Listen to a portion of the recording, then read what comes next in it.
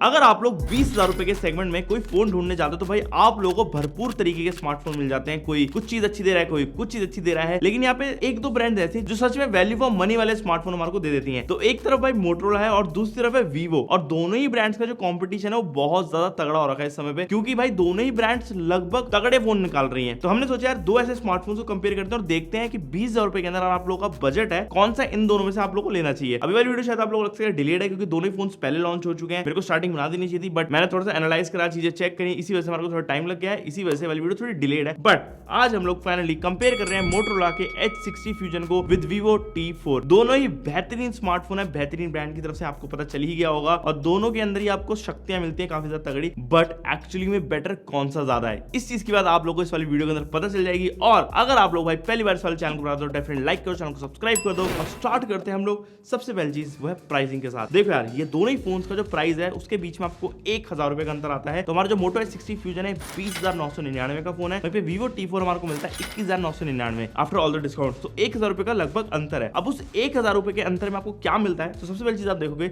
ये design. Motorola की एक अलग ही फिलॉसफी है डिजाइन को लेकर, वो थोड़ा सा वीगन लेदर आप लोगों को देते हैं with a very good finish, and Motorola का यहाँ पे इंडेंट होता है लोगों के साथ। तो फोन नो डाउट आपको दूर से देख के पता चल जाएगा आप लोगों ने मोटरोला का ले रखा है हाथ में, अगर जिसको नॉलेज होगी। वहीं पे Vivo की अगर हम लोग फिलॉसफी देखें थोड़ी सी इनकी X200 सीरीज जैसी है, बीच में एक बड़ा सा कैमरा रिंग देखने को मिल जाता है, Vivo की ब्रांडिंग आ जाती है, प्लास्टिक बैक है इसके अंदर, कोई भी वीगन लेदर वाला हमारे को ऑप्शन नहीं मिलता, और दोनों के अंदर प्लास्टिक बॉडी का भी यूज करा गया है। अब ये ना बहुत ही एक सब्जेक्टिव चीज और पर्सनल चॉइस के ऊपर डिपेंडेंट होती है कि आपको कौन सा फोन ज्यादा पसंद आएगा। कोई बोलेंगे उन्हें भाई ये वाला लुक पसंद आ रहा है, कोई बोलेंगे उन्हें मोटरोला का लुक पसंद आ रहा है। बट आप लोग एक बार कमेंट सेक्शन में बताओ, अगर आपके पास चॉइस हो तो आप इन दोनों में से कौन सा लुक वाला स्मार्टफोन पिक करोगे। वैसे मेरी ऐसे चॉइस थोड़ी सी मोटरोला की तरफ है, क्योंकि वीगन लेदर मेरे को ज्यादा बेटर लगता है। अब देखो यार एक्स्ट्रा फीचर्स भी ना डिजाइन के अंदर बहुत ज्यादा अहम होते हैं, जैसे कि आईपी रेटिंग कौन सी है। मोटो H60 फ्यूजन के अंदर IP68+69 का हमारे को फ्यूजन मिल रहा है, जिससे कि आप लोग हाई प्रेशर वॉशर से भी इस वाले फोन को बचा सकोगे, और इसमें मिलिट्री स्टैंडर्ड 8NH रेटिंग भी आती है। वहीं पे हमारे को इस वाले हमारे Vivo के फोन में मिलती है IP65 की रेटिंग, और मिलिट्री स्टैंडर्ड 8NH रेटिंग इसमें भी डाली गई है। तो यहाँ पे थोड़ा सा आईपी रेटिंग के अंदर फर्क आ जाता है। साथ ही में आप लोग फ्रंट में देखते हो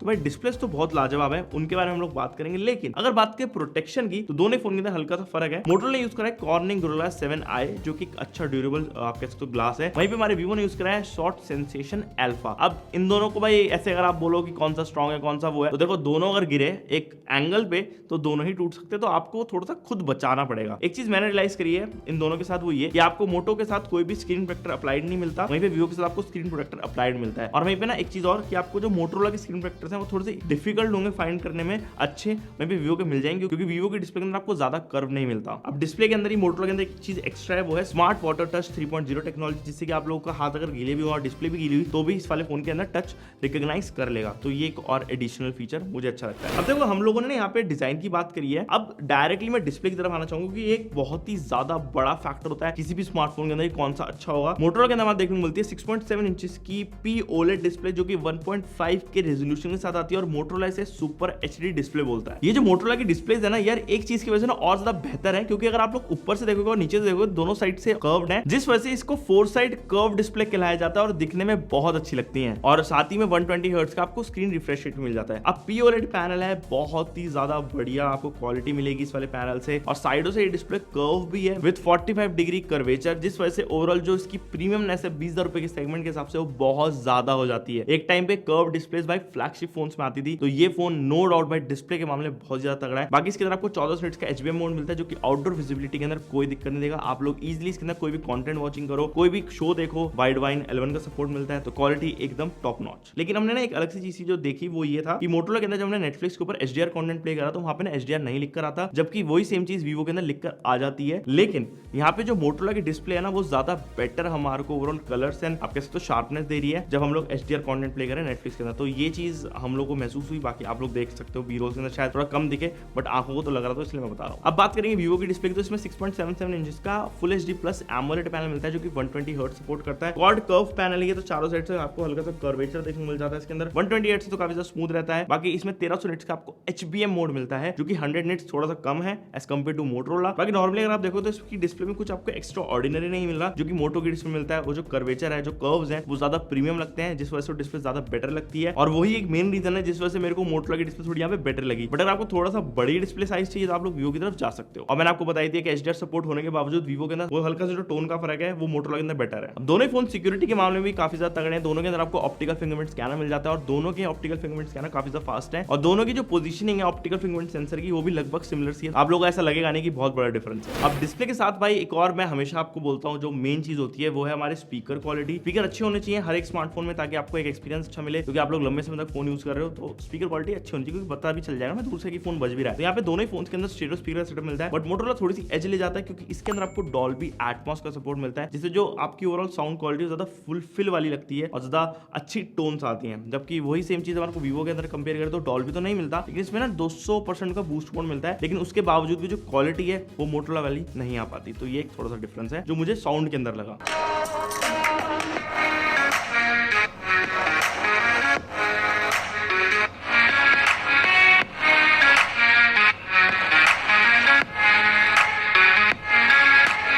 अब देखो यार परफॉर्मेंस भी एक सबसे बड़ा फैक्टर होता है किसी भी स्मार्टफोन का, तो दोनों के अंदर क्या सीन चल रहा है तो बताना चाहूंगा। हमारे वीवो के अंदर यूज करा गया स्नैपड्रैगन 7S Gen 3 जो कि 4 nm पे बेस एक चिपसेट है। वहीं पे हमारे मोटोरोला के अंदर यूज करा गया MediaTek Dimensity 7400 और साथ ही में इसमें आपको 12GB की LPDDR4X रैम देखने को मिल जाती है विद UFS 2.2 स्टोरेज। और वहीं पे हमारे इस वाले फोन के अंदर मिलती है LPDDR4X RAM with UFS 2.2 storage. अब ये इन रियल आप लोग लगेगा भाई बहुत बड़ा फर्क है, ऐसा हो गया कि भाई मोटोरोला तक नहीं चलेगा, लेकिन नहीं ऐसा नहीं है। यहाँ पे सॉफ्टवेयर एक बहुत ही इंपॉर्टेंट रोल प्ले करता है। मोटोरोला का सॉफ्टवेयर जो है वो ज्यादा बेटर है। हेलो UI कम ऐसे ब्लोटवेयर के साथ आता है, कोई भी फालतू की एड्स नहीं आती है। अगर आप लोग अभी भी देखोगे जैसे लॉक स्क्रीन के ऊपर यहाँ पे हमारे वीवो के अंदर एड्स चल रही हैं, जबकि यहाँ पे मोटोरोला के अंदर कोई भी ऐसे एड्स नहीं चलती। And close to stock Android वाली फील हमारे को मिलती है मोटोरोला की UI के अंदर, जिस वजह से जो ओवरऑल स्पीड्स हैं, जो ओवरऑल आपकी फंक्शनैलिटी है वो आपको यूज करने में ज्यादा मजा आएगा जब आप मोटोरोला चलाओगे। हमने यहाँ पे साइड बाय साइड कुछ एप्लीकेशन थी जो लोड करी है, आप लोग देख सकते हो यहाँ पे किस तरीके से दोनों फोन परफॉर्म कर रहे हैं। बाय द वे गेमिंग के मैं बताना चाहूंगा BGMI दोनों ही फोन के अंदर मैंने डाली और दोनों के अंदर 60 FPS का हमारे को सपोर्ट मिल जाता है। दोनों ही ना अच्छे से गेमिंग करवा रहे थे। यहाँ पे मेरे को ज्यादा कुछ फर्क नहीं लगा, तो मैं ऐसे बोल नहीं सकती एक अच्छा है एक बुरा है। लेकिन मैंने एक चीज नोटिस करी वो ये था कि थोड़ा सा हीटिंग जो थी ना हमारे को वीवो के अंदर मिली एज कंपेयर टू मोटोरोला। बाकी यहाँ पे 5G बैंड्स की बात करना चाहूंगा मैं, दोनों ही फोन्स के अंदर हल्का सा फर्क आपको मिलता है। मोटोरोला के अंदर आपको 11 5G बैंड मिलते हैं, वहीं पे वीवो के अंदर आपको 10 5G बैंड मिलते हैं। मोटोरोला के अंदर 11 5G बैंड्स मिलने के बावजूद यहाँ पे मोटोरोला के अंदर टेक्नोलॉजी थोड़ी बेटर है। इसमें आपको 4x4 MIMO का सपोर्ट मिल जाता है, वॉइस ओवर NR का सपोर्ट मिल जाता है और अप टू 3CA का सपोर्ट मिलता है, तो बेटर कनेक्टिविटी रहेगी विद योर नेटवर्क। अब देखो यार कैमरास की मैं बात करना चाहूंगा, दोनों ही फोन्स के अंदर आपको फर्क देखने को मिलता है। यहाँ पे वीवो की अगर बात करें तो 50 मेगापिक्सल का मेन सेंसर मिलता है IMX882 वाला, देन 2 मेगापिक्सल का हमारे को f2.4 डेप्थ सेंसर मिलता है जो कि अनयूजेबल है। यही दो सेटअप मिलते हैं। तो यहाँ पे आप देख सकते हो वीवो थोड़ा सा पीछे हो रहा है क्योंकि मोटोरोला के अंदर आप लोगों को देखने को मिलता है 50 मेगापिक्सल का main LYT 700C main sensor with OIS और साथ ही में आपको 13 मेगापिक्सल का अल्ट्रावाइड सेंसर मिलता है जिसके आपको मैक्रो का भी सपोर्ट मिल जाता है। वहीं पे एक और 3-in-1 एम्बिएंट लाइट सेंसर मिल जाता है जो कि फ्लिकर को रिड्यूस करता है। मोटो S60 फ्यूजन के कलर्स ना थोड़े से अच्छे से लग रहे हैं और इसका मेन रीजन ये कि इससे आपको ट्रू कलर आउटपुट मिलता है एंड सामने की तरफ में आपको 32 मेगापिक्सल का सेल्फी कैमरा मिलता है। अब हमने डायरेक्टली जाकर ना कुछ फोटोज क्लिक कर हमने एक चीज नोटिस करी, जो मोटोरोला की फोटो से थोड़ी ज्यादा कलर्स के अंदर पंचियर आ रही थी, थोड़ी ज्यादा कॉन्ट्रास्टी आ रही थी, थोड़ी ज्यादा बेटर आ रही थी as compare to Vivo. Vivo no doubt आपको डायनेमिक रेंज के अंदर शेडो पार्ट में थोड़ी ज्यादा डिटेल्स दे रहा था, बट जो ओवरऑल कलर्स थे वो ज्यादा मोटोरोला के अंदर हमारे को बेटर मिले हैं और ये चीज मैंने थ्रू आउट हर एक फोटो में देखी, चाहे वो स्किन टोन्स के अंदर हो, चाहे वो नॉर्मल किसी सब्जेक्ट के ऊपर हो या फिर किसी प्लांट की फोटो, सभी के अंदर मोटोरोला के ज्यादा पंचियर कलर हैं जो कि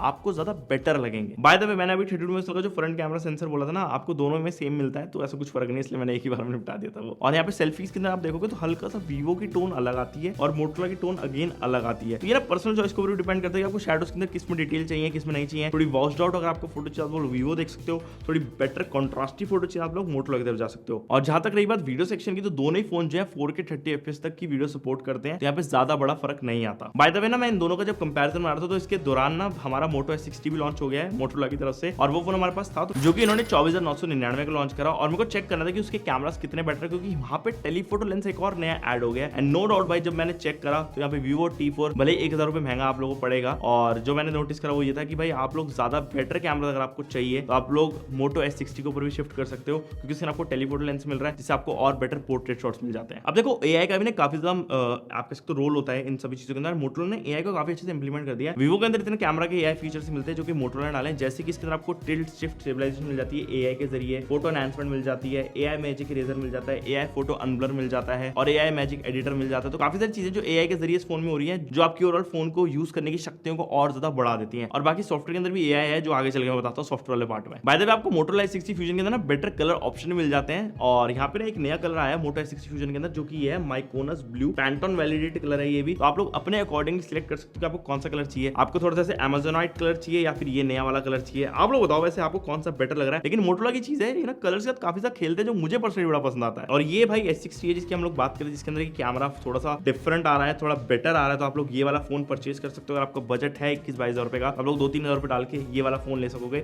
इसके अंदर आपको सारी शक्तियां मिल रही है मोटो S60 फ्यूजन वाली विद बेटर टेलीफोटो लेंस। थोड़ी सी सॉफ्टवेयर की बात कर लेते हैं दोबारा से, तो मोटोरोला के अंदर हेलो UI चल रहा है, हमारे Vivo के अंदर फन टच OS चल रहा है। थोड़े से ब्लोटवेयर आपको फन टच OS के अंदर मिल जाते हैं, उतना मैच्योर सॉफ्टवेयर नहीं लगता, लेकिन हाँ कुछ सालों में पिछले हमको काफी ज्यादा इंप्रूवमेंट मिली है फन टच OS के अंदर, बट स्टिल अभी ये उस लेवल का नहीं जितना मोटोरोला ने अपना हेलो UI बना रखा है। बहुत ज्यादा फास्ट है, बहुत फ्लुएंट है, कोई भी फालतू के ब्लोटवेयर्स नहीं आते, कोई भी फालतू की एड्स नहीं आती, तो ये चीज आप ही के लिए बेटर है। और सॉफ्टवेयर की जैसे कि हम लोग बात करते हैं, सॉफ्टवेयर सपोर्ट एक बहुत इंपॉर्टेंट चीज है। तो मोटोरोला के अंदर 3 साल के मेजर अपडेट्स मिलेंगे, 4 साल के सिक्योरिटी अपडेट्स मिलेंगे, जो कि Vivo के अंदर भाई कम है 1 साल से। 2 साल के मेजर अपडेट्स है उसके अंदर और 3 साल के सिक्योरिटी अपडेट्स हैं। काइंड ऑफ मोटोरोला के अंदर बेटर अपडेट्स मिले, लेकिन बस टाइम पे मिल जाए तो और बढ़िया है। एंड साथ ही में जब हम लोग भाई AI के फीचर्स की बात करते हैं, यहाँ पे वो भी थोड़े से आपको मिलते हैं दोनों फोन के अंदर। मोटोरोला के अंदर स्पेसिफिकली आपको AI इमेज स्टूडियो मिल जाता है, AI प्लेलिस्ट स्टूडियो मिल जाता है, catch me up, pay attention, remember मी जैसे आपको फीचर्स मिलते हैं। वहीं पे Vivo के अंदर आपको AI eraser, AI photo enhance हो गया, AI नोट असिस्ट हो गया, सर्कल टू सर्च चीजें नॉर्मल है, ये सब चीजें मिलती हैं। तो बेटर अगर आप लोग देखोगे साइड बाय साइड, कहीं ना कहीं आपको मोटोरोला लग सकता है कुछ जगहों पे,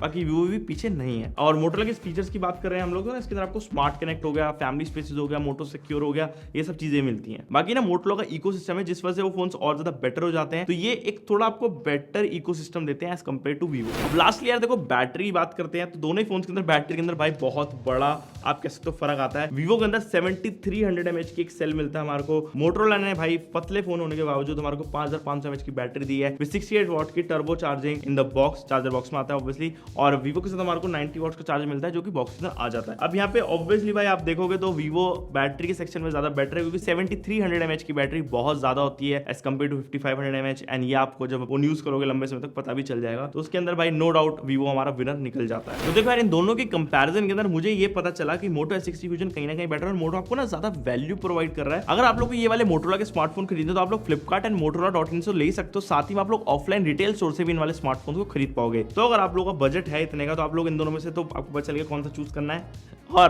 अगर आप लोग इसको चूज खरीदो तो मैं एक रिकमेंड करता हूं कि अगर आपको बेटर कैमरास चाहिए फोन के अंदर और ज्यादा अच्छे, तो आप लोग मोटो S60 ले सकते हो, क्योंकि इसके अंदर आपको टेलीफोटो लेंस देखने को मिलता है। S60 ना आपको सेगमेंट का ओनली स्मार्टफोन मिला है जिसके अंदर कि आपको ट्रिपल 50 मेगापिक्सल वाला कैमरा सेटअप मिलेगा। और जब मैंने साइड बाय साइड कुछ फोटोज भी ना इस वाले फोन के साथ कंपेयर करी मोटो S60 की, इवन Vivo T4 की, तो मुझे भाई इसकी फोटो ज्यादा बेटर लगी, ओवरऑल प्रोसेसिंग इसकी अच्छी लगी, और साथ ही में टेलीफोटो लेंस की वजह से आप लोग पोर्ट्रेट शॉट से बेटर खींच पाओगे। तो ये कहीं ना कहीं ज्यादा बेटर डील है, 2-3 हजार और स्पेंड करके आपको H60 मिल जाएगा जो ज्यादा बेटर रहेगा। तो यार इतनी थी बस हमारी कंपैरिजन वीडियो। अगर आप लोग पसंद आई होगी तो आप लोग डेफिनेटली यार लाइक कर सकते हो, हमारे को अपने कमेंट्स के अंदर सुझाव दे सकते हो कि हम लोग क्या इंप्रूव कराएंगे चल के। अगर आप डिटेल्स में चाहोगे तो बता देना, और अगर ये वाली वीडियो पसंद आएगी तो लाइक करो, चैनल सब्सक्राइब कर दो, और मैं आपसे बोलता हूँ नेक्स्ट वीडियो के अंदर। Okay guys, bye bye.